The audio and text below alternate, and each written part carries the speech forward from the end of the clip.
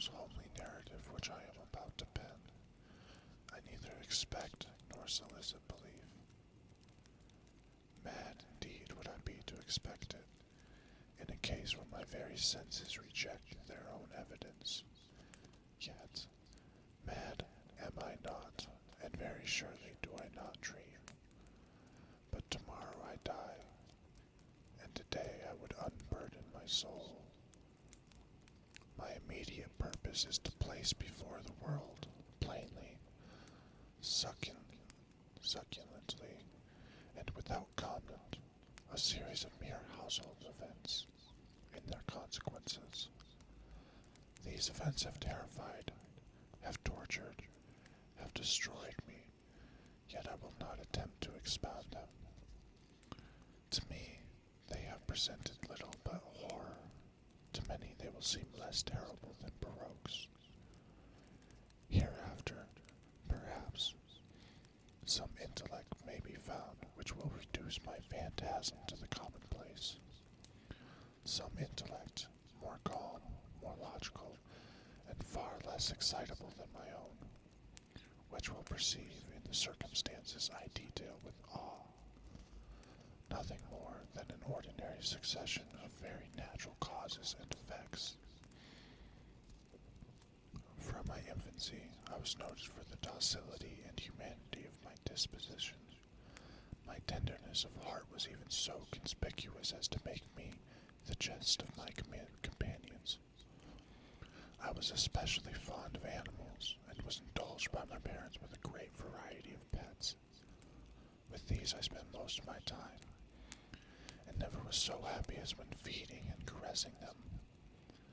This peculiarity of character grew with my growth, and, in my manhood, I derived from it one of my principal sources of pleasure.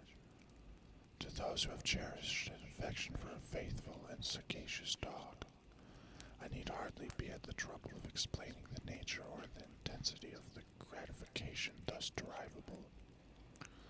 There is something in the unselfish and self-sacrificing love of a brute which goes directly to the heart of him who had the frequent occasion to test the paltry friendship and gossamer fidelity of mere man. I married early and was happy to find in my wife a disposition not uncongenial with my own. Observing my partiality for domestic pets, she lost no opportunity of procuring those of the most agreeable kind. We had birds, goldfish, a fine dog, rabbits, a small monkey, and a cat.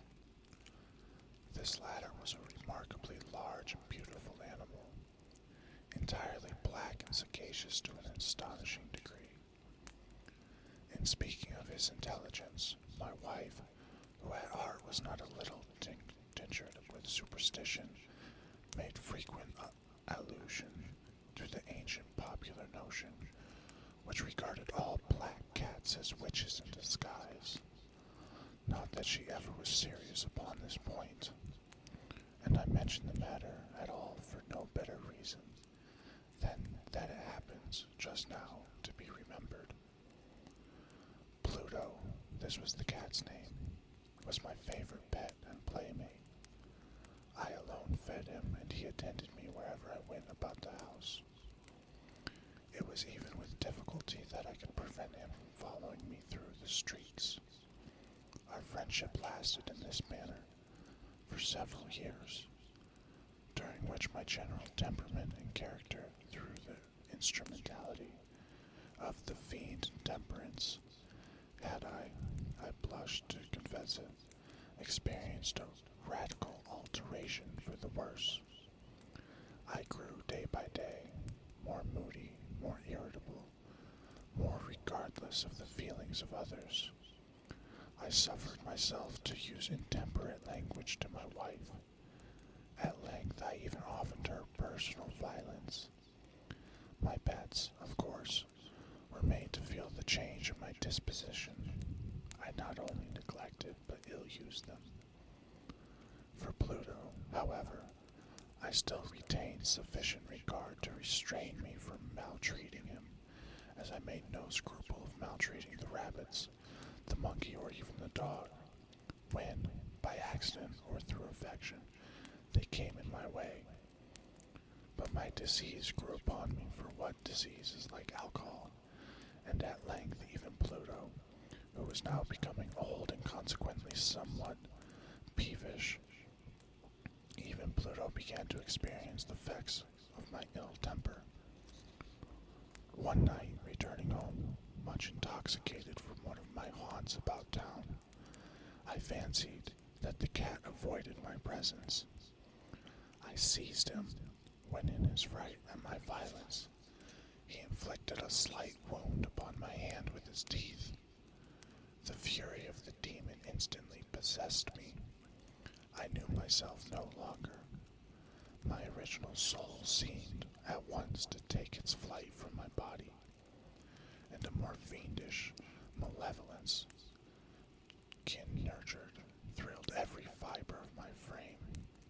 I took from my waistcoat pocket a penknife, opened it, grasped the poor beast by the throat, and deliberately cut out one of its eyes from the socket.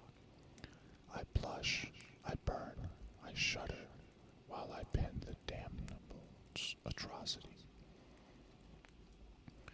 When reason returned with the morning, when I had slept off the fumes of the night's debauch, I experienced a sentiment half of horror, half of remorse, for the crime of which I had been guilty. But it was, at best, a feeble and equivocal feeling, and the soul remained untouched. I again plunged into excess and soon drowned in wine all memory of the deed. In the meantime, the cat slowly recovered. The socket of the lost eye presented, it is true, a frightful appearance, but he no longer appeared to suffer any pain. He went about the house as usual, but, as might be expected, fled in extreme terror at my approach. I had so much of my old heart left as to be at first grieved by this evident dislike on the part of the creature which had once so loved me. But this feeling soon gave place to irritation, and then came, as if to my final, irrevocable overthrow, the spirit of perverseness. Of this spirit philosophy takes no account, yet I am not more sure that my soul lives than I am that perseverance is one of the primitive impulses of the human heart, one of the indivisible primary faculties or sentiments, which give direction to the character of man. Who has not, 100 times, found himself committing a vile or stupid action, for no other reason than because he knows he should not? Have we not a perpetual inclination, in the teeth of our best judgment, to violate that which is law, merely because we understand it to be such? This spirit of perverseness, I say, came to my final overthrow. It was this unfathomable longing of the soul to vex itself, to offer violence to its own nature, to do wrong for wrong's sake only, that urged me to continue and finally to consummate the injury I had inflicted upon the unoffending brute. One morning in cold blood I slipped a noose about its neck and hung it to the limb of a tree. Hung it with the tears streaming from my eyes, and with the bitterest remorse at my heart. Hung it because I knew that it had loved me, and because I felt it had given me no reason of offense. Hung it because I knew that in so doing I was committing a sin, a deadly sin that would so jeopardize my immortal soul as to place it, if such a thing were possible, even beyond the reach of the infinite mercy of the most merciful and most terrible God. On the night of the day on which this most cruel deed was done, I was aroused from sleep by the cry of fire. The curtains of my bed were in flames. The whole house was blazing. It was with great difficulty that my wife, a servant, and myself made our escape from the conflagration. the destruction was complete. My entire worldly wealth was swallowed up, and I resigned myself thenceforward to despair. I am above the weakness of seeking to establish a sequence of cause and effect between the disaster and the atrocity, but I am detailing a chain of facts and wish not to leave even a possible link imperfect. On the day succeeding the fire, I visited the ruins. The walls, with one exception, had fallen in. This exception was found in a compartment wall not very thick, which stood about the middle of the house, and against which had rested the head of my bed. The plastering had here, in a great measure, resisted the action of the fire, a fact which I attributed to its having been recently spread. About this wall a dense crowd were collected, and many persons seemed to be examining a particular portion of it with a very minute and eager attention. The words strange, singular, and other similar expressions excited my curiosity. I approached and saw, as if graven to bas relief upon the white surface, the figure of a gigantic cat. The impression was given with an accuracy truly marvelous. There was a rope about the animal's neck. When I first beheld this apparition, for I could scarcely regard it as less, my wonder and my terror were extreme. But at length reflection came to my head. The cat, I remembered, had been hung in a garden adjacent to the house. Upon the alarm of the fire, this garden had been immediately filled by the crowd, by someone of whom the animal must have been cut from the tree and thrown through an open window into my chamber. This had probably been done with the view of arousing me from sleep. The falling of other walls had compressed the victim of my cruelty into the substance of the freshly spread plaster, the lime of which, with the flames and the ammonia from the carcass, had then accomplished the portraiture as I saw it. Although I thus readily accounted to my reason, if not altogether to my conscience, for the startling fact just detailed, it did not the less fail to make a deep impression upon my fancy. For months I could not rid myself of the phantasm of the cat, and during this period there came back into my spirit a half-sentiment that seemed, but was not, remorse. I went so far as to regret the loss of the animal, and to look about me, among the vile haunts which I now habitually frequented, for another pet of the same species, and of somewhat similar appearance, with which to supply its place. One night, as I sat, half stupefied, in a den of more than infamy, my attention was suddenly drawn to some black object, reposing upon the head of one of the immense hogsheads of gin, or of rum, which constituted the chief furniture of the apartment.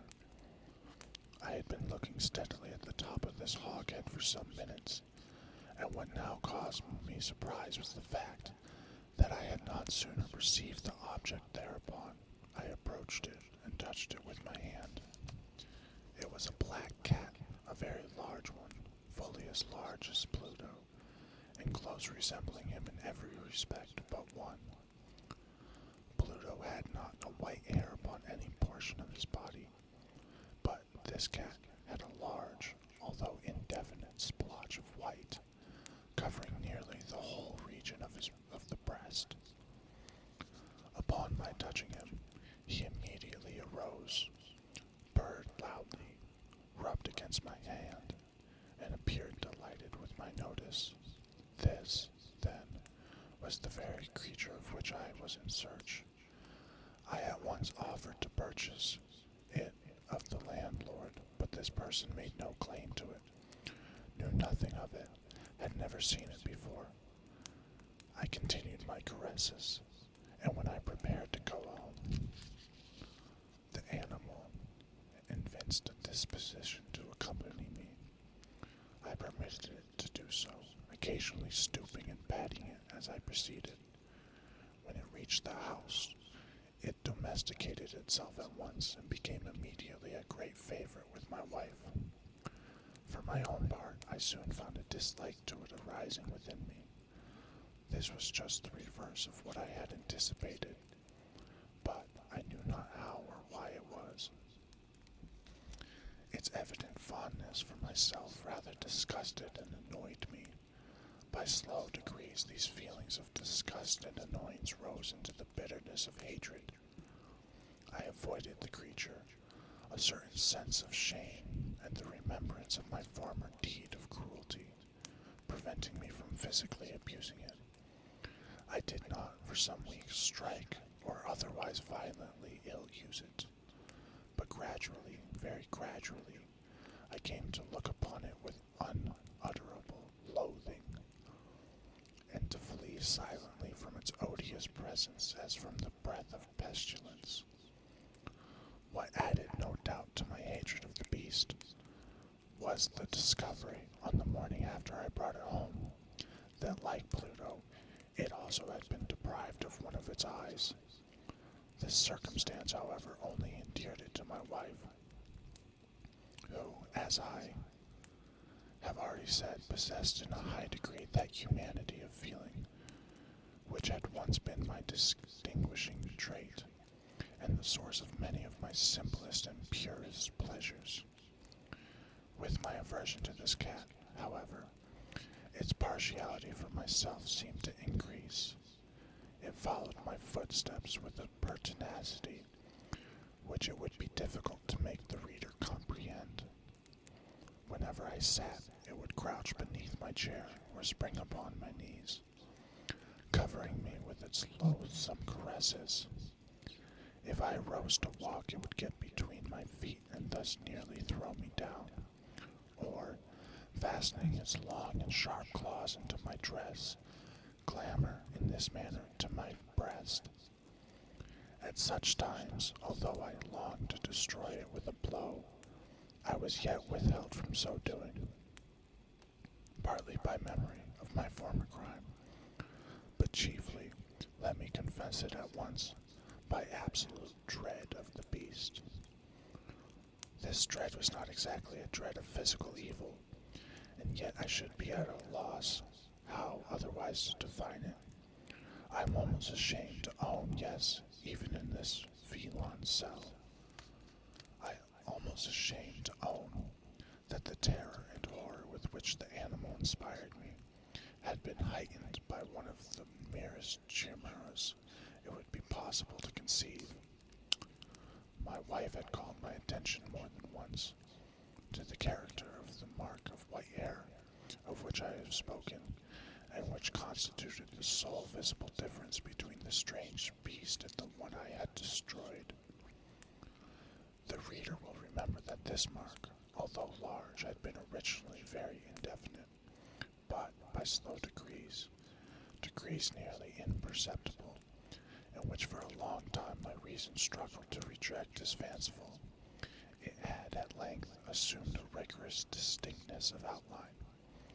It was now the representation of an object that I shuddered to name, and for this, above all, I loathed and dreaded, and would even have rid myself of the monster had I dared.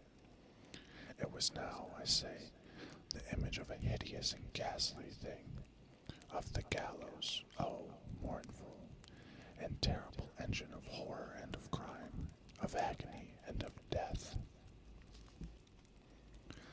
And now was I indeed wretched beyond the wretchedness of mere humanity, and a brute beast whose fellow I had contemptuously destroyed, a brute beast to work out, for me a man fashioned in the image of the high God, so much of insufferable woe.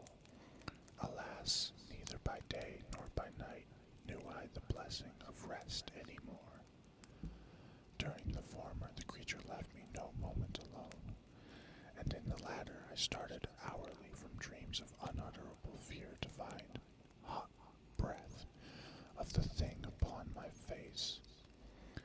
its vast weight an incarnate nightmare that I had no power to shake off, incumbent internally upon my heart.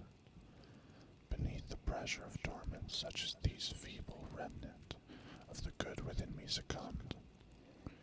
Evil thoughts became my sole intimates, the darkest and most evil of my thoughts.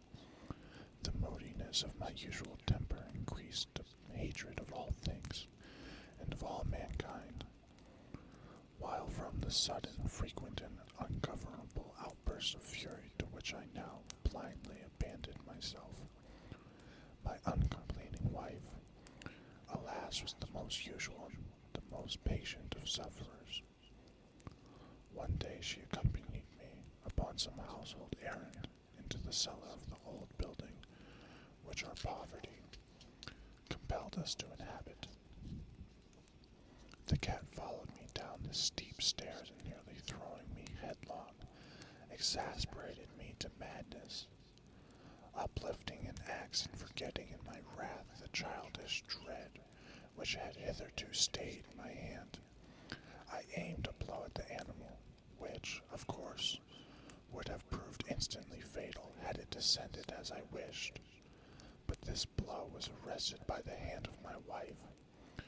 Goaded by the interference into a rage more than demoniacal, I withdrew my arm from her grasp and buried the axe in her brain. She fell dead upon the spot without a groan. This hideous murder accomplished, I set myself forthwith and with entire deliberation to the task of concealing the body. I knew that I could not remove it from the house, either by day or by night, without the risk of being observed by the neighbors. Many projects entered my mind. At one period I thought of cutting the corpse into minute fragments and destroying them by fire. At another I resolved to dig a grave for it in the floor of the cellar. Again I deliberated about casting it in the well, and the yard about packing it in a box, as if merchandise, with the usual arrangements, and so getting a porter to take it from the house. Finally, I hit upon what I considered a far better expedient than either of these. I determined to wall it up in the cellar, as the monks of the Middle Ages are recorded to have walled up their victims. For a purpose such as this, the cellar was well adapted. Its walls were loosely constructed, and had lately been plastered throughout with a rough plaster, which the dampness of the atmosphere had prevented from hardening. Moreover, in one of these walls was a projection, caused by a false chimney, or fireplace, that had been filled up and made to resemble the rest of the cellar. I made no doubt that I could readily displace the bricks at this point, insert the corpse, and wall the whole up as before, so that no eye could detect anything suspicious. And in this calculation I was not deceived. By means of a crowbar I easily dislodged the bricks, and having carefully deposited the body against the inner wall, I propped it in that position, while with little trouble I relaid the whole structure as it originally stood, having procured mortar, sand, and hair, with every possible precaution. I prepared a plaster which could not be distinguished from the old, and with this I very carefully went over the new brickwork. When I had finished, I felt satisfied that all was right. The wall did not present the slightest appearance of having been disturbed. The rubbish on the floor was picked up with the minutest care. I looked around triumphantly and said to myself, "Here, at last, then, my labor has not been in vain." My next step was to look for the beast which had been the cause of so much wretchedness, for I had, at length, firmly resolved to put it to death. Had I been able to meet with it at the moment, there could have been no doubt of its fate, but it appeared that the crafty animal had been alarmed at the violence of my previous anger, and forbore to present itself in my present mood. It is impossible to describe imagine the deep, blissful sense of relief which the absence of the detested creature occasioned in my bosom. It did not make its appearance during the night, and thus for one night, at least, since its introduction into the house, I soundly and tranquilly slept. I slept even with the burden of murder upon my soul. The second and the third day passed, and still my tormentor came not. Once again I breathed as a free man. The monster in terror had fled the premises forever. I should behold it no more. My happiness was supreme. The guilt of my dark deed disturbed me but little. Some few inquiries had been made, but these had been readily answered. Even a search had been instituted, but of course nothing was to be discovered. I looked upon my future felicity as secured. Upon the fourth day of the assassination, a party of the police came, very unexpectedly, into the house, and proceeded again to make rigorous investigation of the premises. Secure, however, in the inscrutability of my place of concealment, I felt no embarrassment whatever. The officers bade me accompany them in their search. They left no nook of corner unexplored. At length, for the third or fourth time, they descended into the cellar. I quivered not in muzzle. My heart beat calmly as that of one who slumbers in innocence. I walked the cellar from end to end. I folded my arms upon my bosom, and roamed easily to and fro. The police were thoroughly satisfied and prepared to depart. The glee at my heart was too strong to be restrained.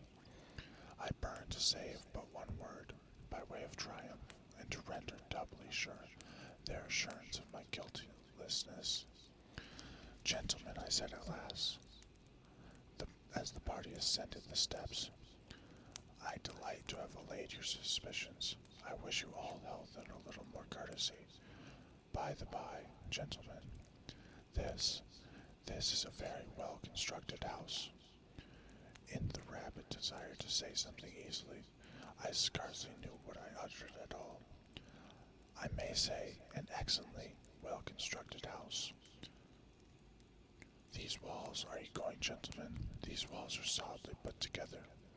And here, through the mere frenzy of bravado, I rapped heavily with the cane which I held in my hand upon that very portion of brickwork behind which stood the corpse of my wife, of my bosom. But may God shield and deliver me from the fangs of arch-fiend. No sooner had the reverberation of my blows sunk into silence than I was answered by a voice from within the tomb, by a cry, at first muffled and broken, like the sobbing of a child, and then quickly swelling into one long, loud, and continuous scream, utterly anomalous and inhuman, a howl, a wailing shriek, half of horror and half of triumph, such as might have arisen only out of hell, conjointly from the throats of the damned in their agony and of the demons that exult in the damnation. Of my own thoughts it is folly to speak. Swooning, I staggered to the opposite wall. For one instant the party on the stairs remained motionless. Through extremity of terror and awe, in the next a dozen stout arms were toiling at the wall. It fell bodily, the corpse, already greatly decayed and clotted with gore, stood erect before the eyes of the spectators. Upon its head, with red extended mouth and solitary eye of fire, sat the hideous beast whose craft had seduced me into murder, and whose informing voice had consigned me to the hangman. I had walled the monster up within the tomb.